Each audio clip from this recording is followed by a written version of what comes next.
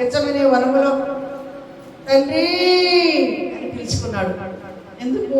ఈ భూమి మీదకి నీకు పంపితే వచ్చాను, నీ ప్రజల కోసం వచ్చాను.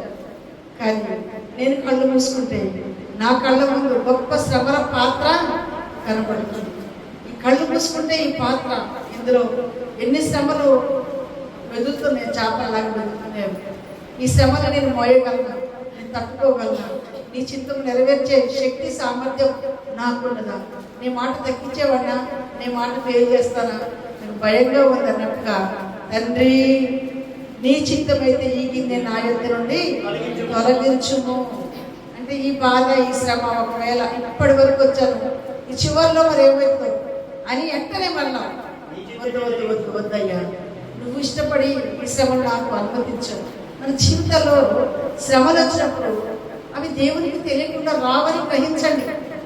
శోధన వచ్చినప్పుడు అవి దేవునికి తెలియకుండా రావు, దేవుని అనుమతితోనే మనకు జీవితాల్లో ప్రవేశిస్తాయి. అవి శ్రమ అయినా, బాధ అయినా, దుఃఖమైనా, నీ జీవితంలో ఎన్ని ఇంతకుముందు జరిగిపోయినాయి కానీ, ఇప్పుడు జరిగేవి కానీ, ముందు జరగబోయేవి కానీ దేవునికి తెలియకుండా ఏది కూడా మన మీదికి రాదు. దేవుని చిత్త ప్రకారము మన మీదికి ప్రతి కూడా వచ్చేస్తాయి.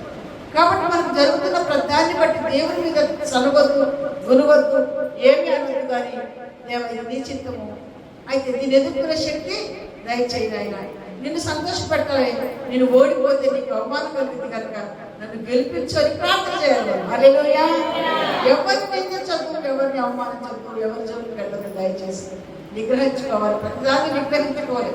నీకు నిగ్రహించుకున్నప్పుడు మనము దేవుడు మనని బలపరుస్తారు. ఆయన అంటున్నారు, ఇంకో మధ్యాహ్నం చీకటి అయిపోయింది, చుట్టూ చూస్తే ఎవరు కనపడట్లేదు, అప్పుడే చీకటి అయిపోయింది ఏంటో అనుకున్నాడు. మరి అయిపోయిందేమో నా పని అనుకున్నాడు.